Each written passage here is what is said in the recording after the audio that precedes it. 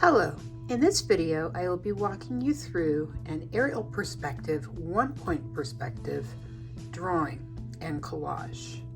For this project you will need a piece of white drawing paper, a pencil with an eraser, a pair of scissors, a magazine page of your choosing. They can be pretty colorful. 2 rulers might be helpful, a Sharpie, a piece of scratch paper, and a darker colored pencil.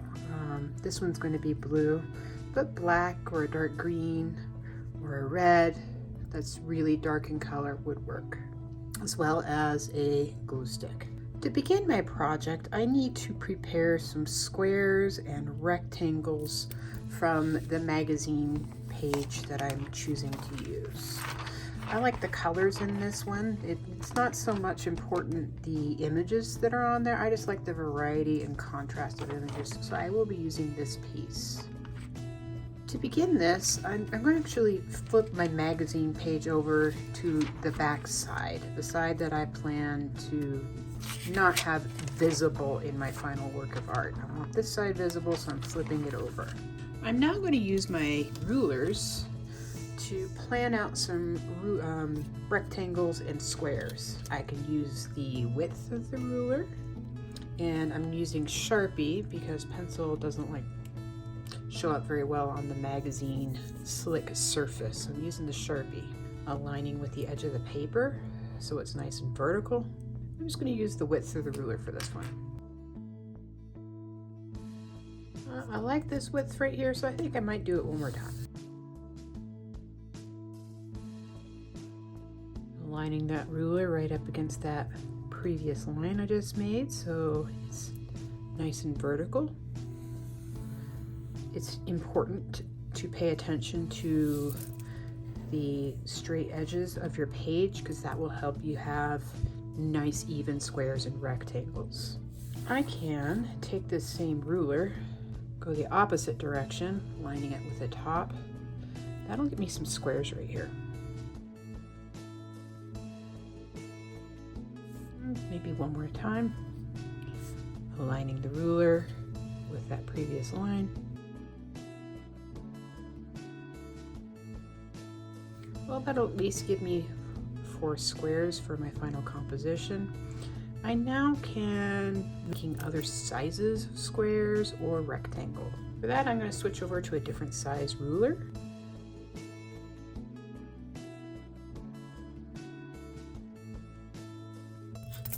Always aligning my ruler with the previous lines so they're nice and straight. Remember, I started from the edge of the paper so it's nice and parallel. You can see I got some thinner rectangles here, but now I can make some squares. Now I'm using the width of the ruler. I got a square and a square.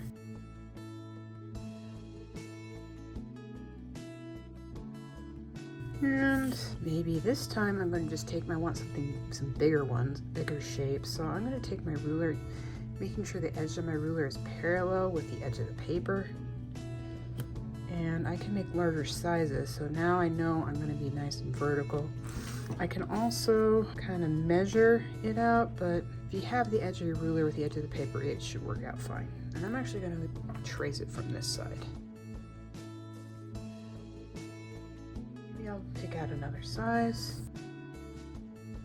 lower edge of the paper, ruler again, nice straight edge because I can't use this ripped out edge flush with the bottom, so that way I know it's nice and straight, not diagonal. And now that I've broken up my paper with vertical and horizontal lines sufficiently, I can now start cutting on these lines, but I need to cut as precisely as possible so I have nice straight edges.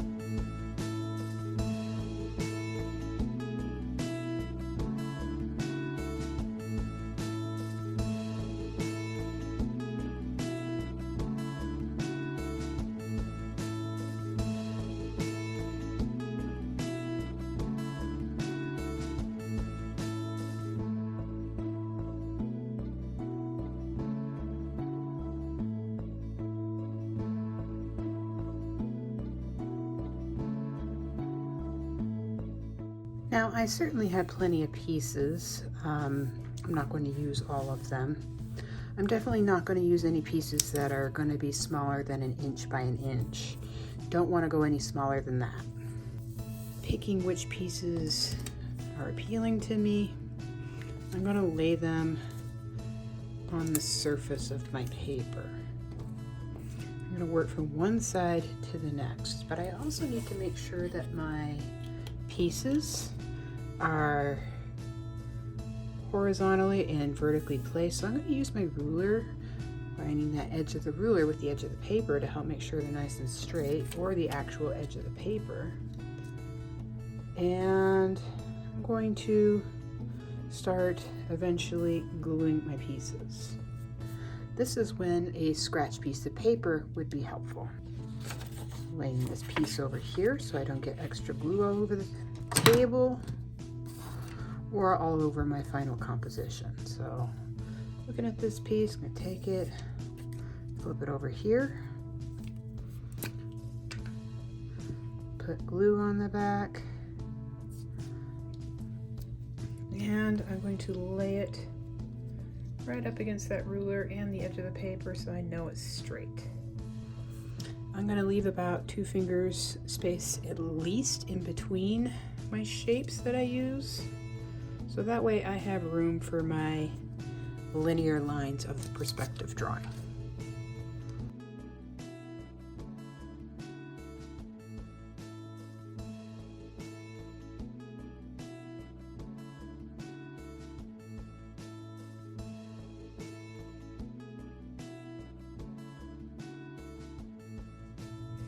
Also align my ruler with the top, so that way this line is nice and vertical when I glue this down.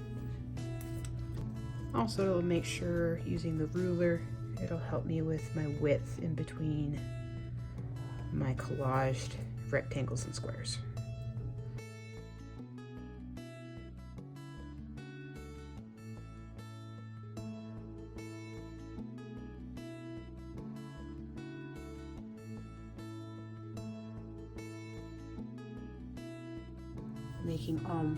Making sure all my pieces are slightly offset, not necessarily in rows and columns. Ruler's flush with this edge of the paper.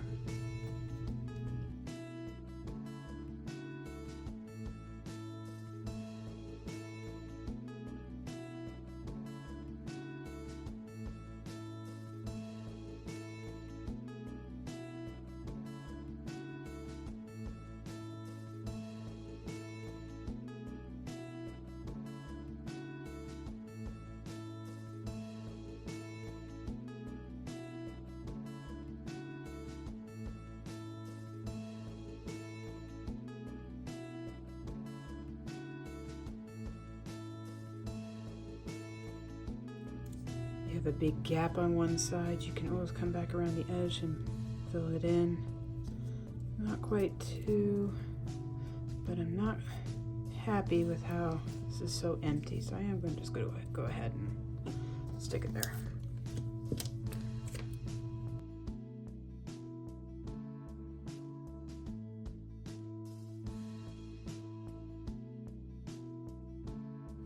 All right, I have a good amount of pieces on my paper. I don't have to use all of them, like I said.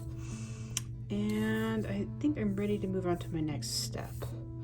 You don't want too many collage pieces on your paper because you don't want to risk making it difficult on yourself when it comes to your receding lines in your 1-point perspective. So I'm just going to go with this. I only have about 1, 2, 3, 4, 5, 6, 7, 8, 9, 10, 11, 12, 13, 14, 15, about 15 pieces on there. Is a reasonable amount. I'm now going to move on to the next step. Alright, in the next step I need to create a vanishing point. This is the point where all my lines recede to. When you are looking at a perspective drawing, all your objects get smaller going towards the same direction in the same point. That would be your vanishing point. Picking a random spot. There it is. I'm now going to connect every corner I can to this point. If a corner I connect, let's say this corner right here, try and take this corner, I can't connect it to this because that would mean I have to draw through my object or my shape. So you're only connecting the corners if you do not have to draw through the shape or another object. You're going to let things overlap. So I'm going to work right here in my immediate vicinity and then work my way out.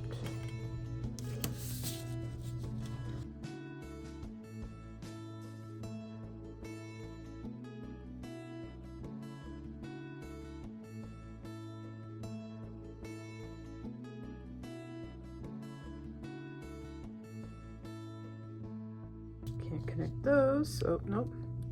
That means I would have to draw through that one if I connect that corner. So I'm not going to draw through there. I'm just going to leave this one as is.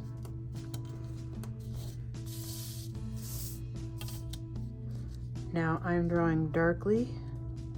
You should draw lightly in case you have an error. I'm drawing darkly just so you can see what I'm doing. Okay, nope, can't connect that corner, can't connect that corner because that means I would be drawing through my shape, so I'm moving on.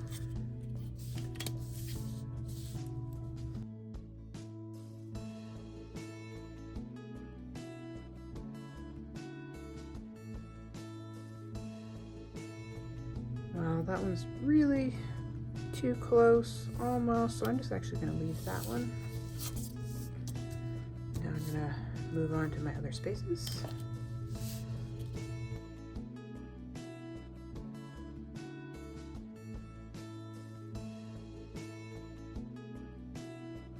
Okay, now this one is right beyond this one, so I can still draw my lines. It's just I'm going to stop when it hits this object because it's going to block my other lines. So I'm still connecting to my vanishing point. Line.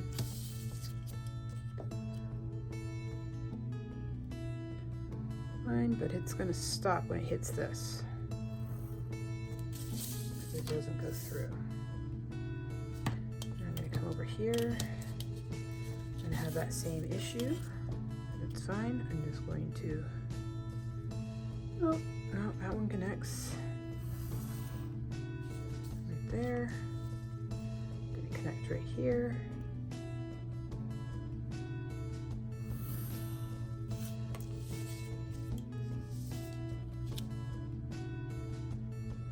I can connect this corner to my vanishing point, except I'm going to stop when I hit that.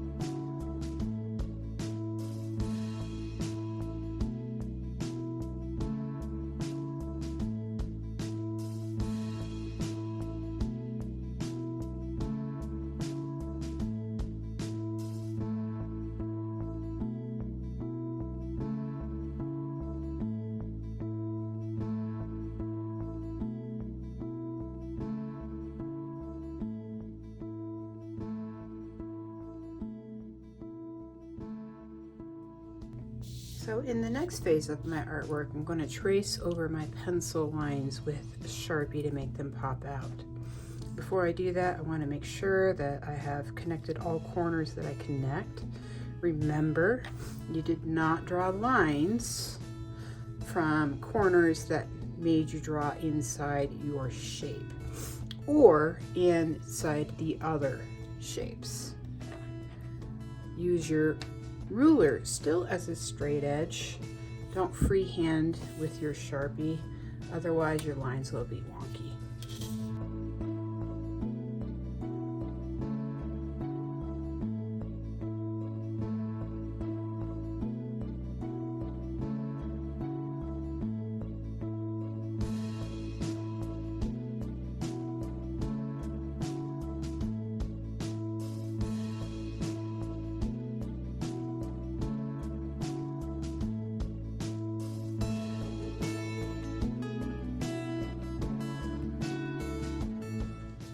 now that I've connected my corners to my finishing point, and I've outlined the pencil lines that I had, I'm now going to trace around the perimeters of the boxes I have on my paper, but I'm still going to use my ruler so I don't accidentally put my marker on top of the magazine image, and also keep my marker straight.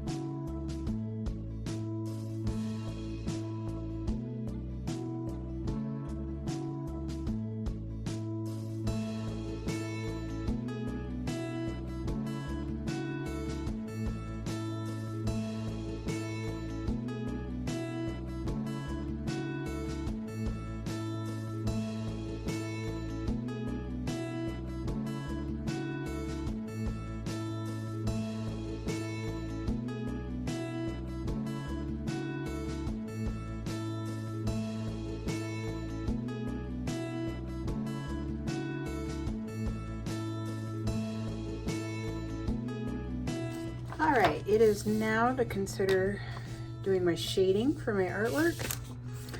Looking here at my finished one, you might notice something. To keep this organized, I want you to think of north, south, east, west. So the west and the east of my squares or my rectangles are going to be shaded. The north or the south of these squares are going to leave blank. So, and then any extra spaces, I'm eventually just going to Sharpie those in. So again, east, west, shaded.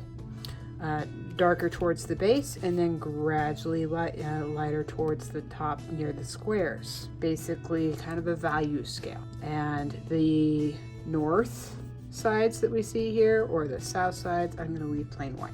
For my artwork here, I'm using blue colored pencil. Don't have to use black.